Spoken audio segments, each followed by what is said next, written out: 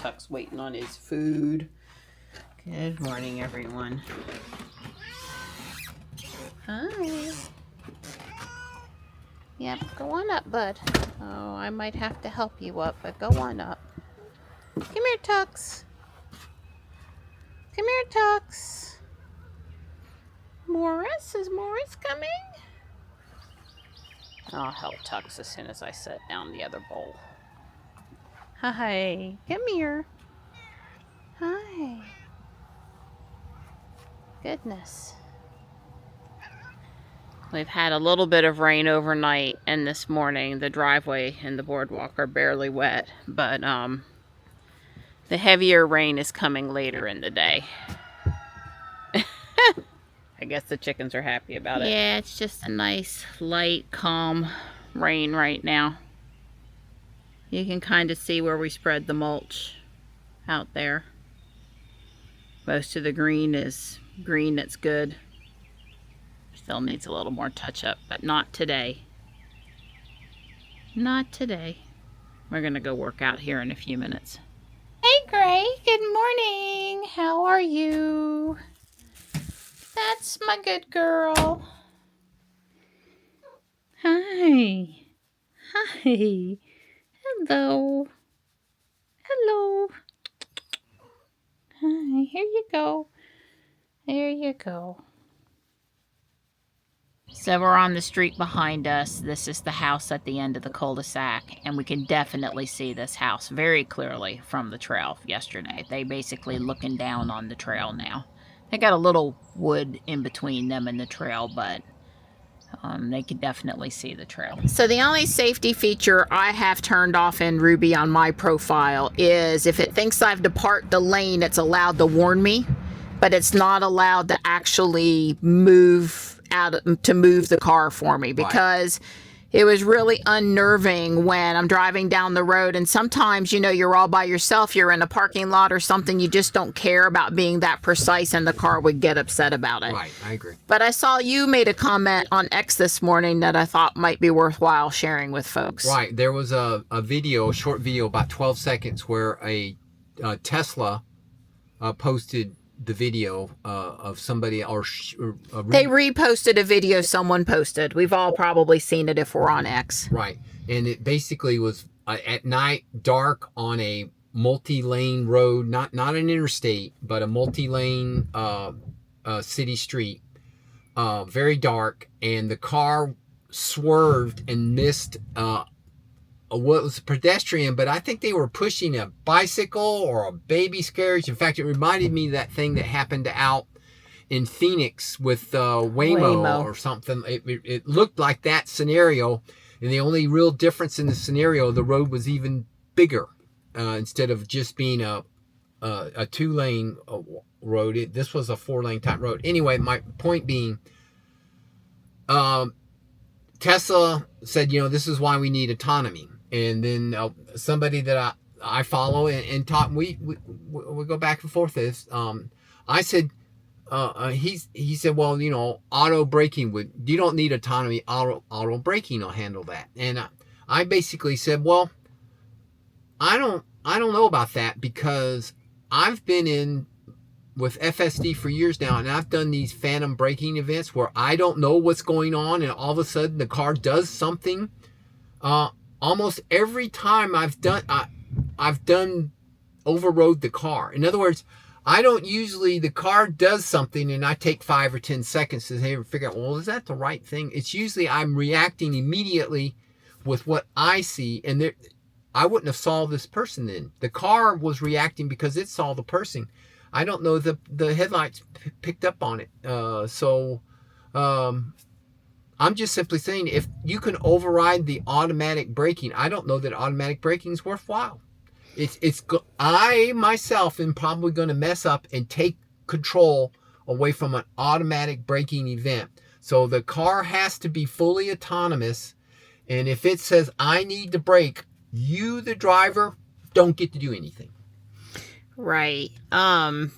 So I'd like to be in the boardroom or the conference room where the Tesla AI people are having that discussion, or even other company autonomous driving people, because I think that's a really hard one. Well, to know whether it should be allowed or not to ignore the driver's I think right now in the Tesla, the driver can always take over. That's right. But I think the more important point here is that all of us that have been driving with autopilot, enhanced autopilot, FSD, or whatever, we're trained to take over when the car does an unexpected movement. So therefore, it's almost self-defeating for the car to swerve around things, because as soon as the car starts to do that, we're like, why the hell are you departing the lane? And we try to restabilize. It's one thing if you see a bicyclist on the side of the road and you're hoping the car is going to move over the yellow line a couple feet to get away from the bicyclist, daytime and stuff. The only saving grace might be that a lot of times when it's doing like what it did for that pedestrian is, even if you, Donald Miller, grab the wheel to put the car back in the lane, you're already past the thing the car averted you around.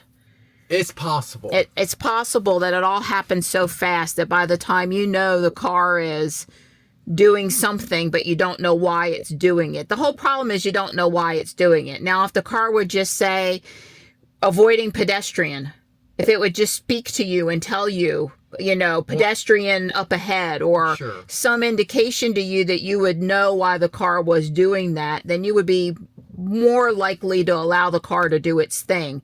But that driver at night, it all probably happens so quick, like most accidents or accident avoidance things happen. You just don't really know. Well, yeah. And here, of course, we're being very specific. We're talking about this automatic braking where the car's going to slam on the brakes and stop.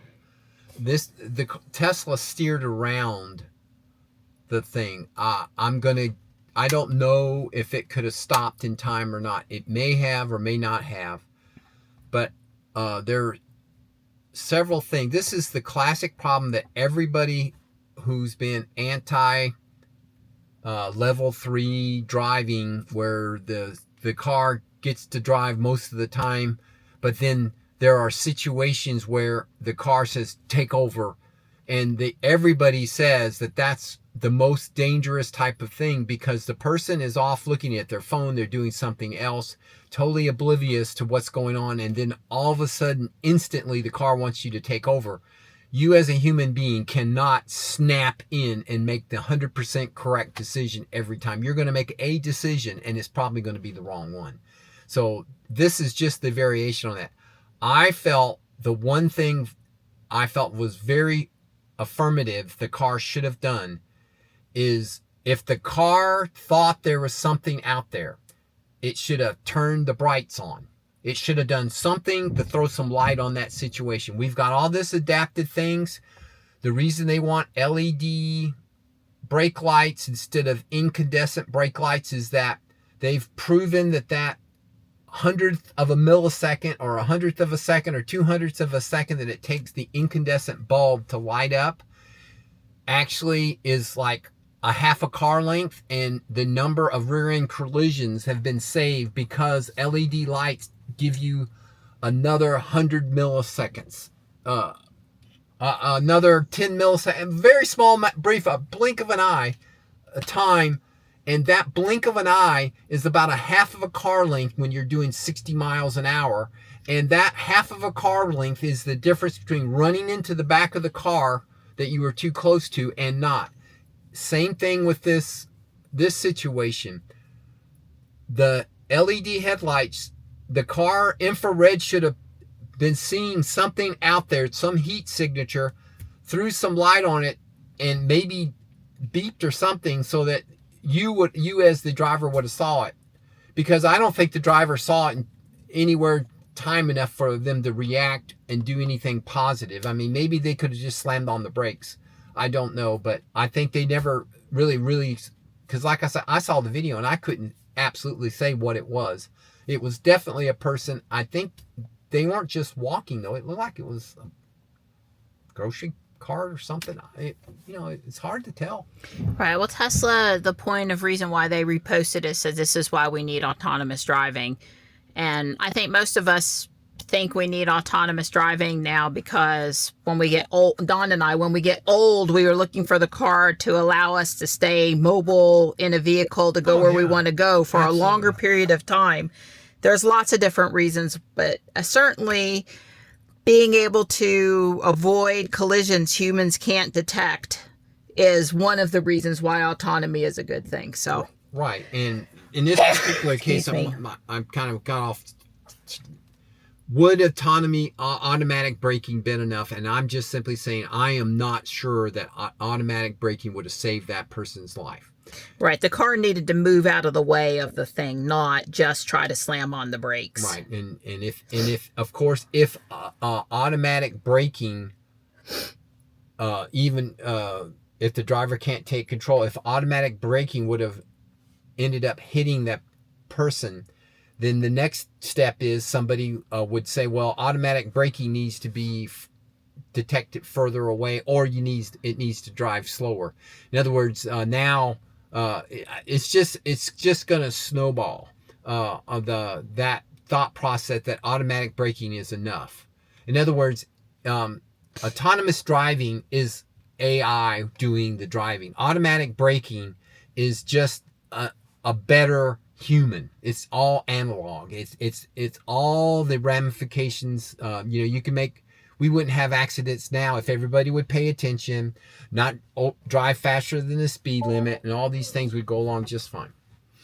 Well, we've been talking for 15 minutes. Really? Yeah, I think. Let's see. Is it say no? It's only 9:34. Well, Well, I'm not in park. You were in a hill hold. Okay, so that hit at about 9 minutes 45 seconds. Just so you know. But you're right. That's a little different than you're sitting there in park, but 15 minutes later the car unlocks. Yeah, it does its little shutdown thing. Right. It knows you've. That's right. Yeah, that's different.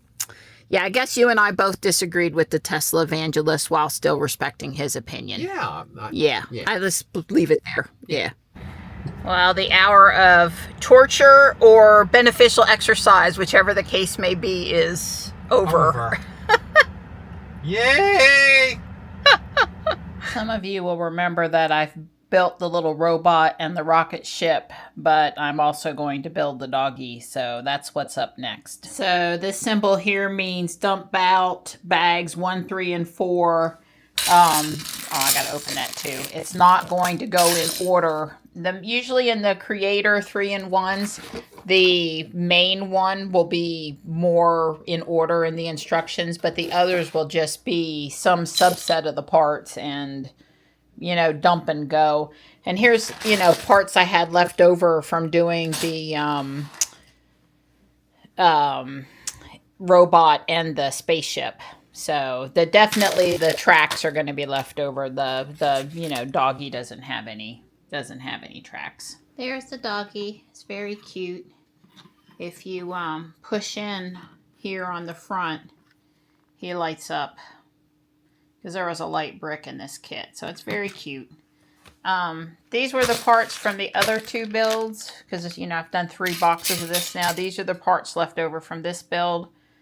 I probably have enough certainly with the 2 sets of tracks in here, enough to build another robot. I think I'm an orange ring or 2 short of another spaceship. But anyway, I would guess I'd have most of the stuff needed for another robot. Well, I'm ready to do the botanical garden. It's springtime enough, and I'm going to leave it in the family room on top of the blue Lego bin shelf. There on the corner going to the back of the house until Halloween decorating at least.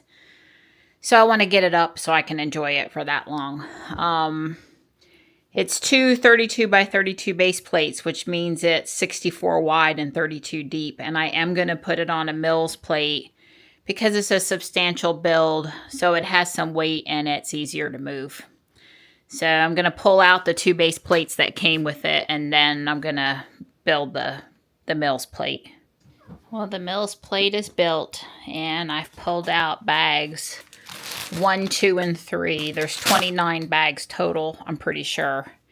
Not making any changes to the sidewalk. I did buy some extra flowers to put in front of the sidewalk when I get that far at the very, very end.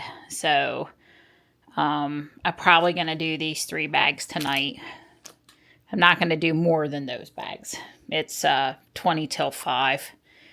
Amazon was just here, and it's not rained super heavy, but we did have one thunderstorm come through. Hopefully there's more rain to come because we haven't gotten that much yet. Well, there are the first 3 bags. It's coming along pretty good. Mostly symmetrical from side to side with a few minor changes.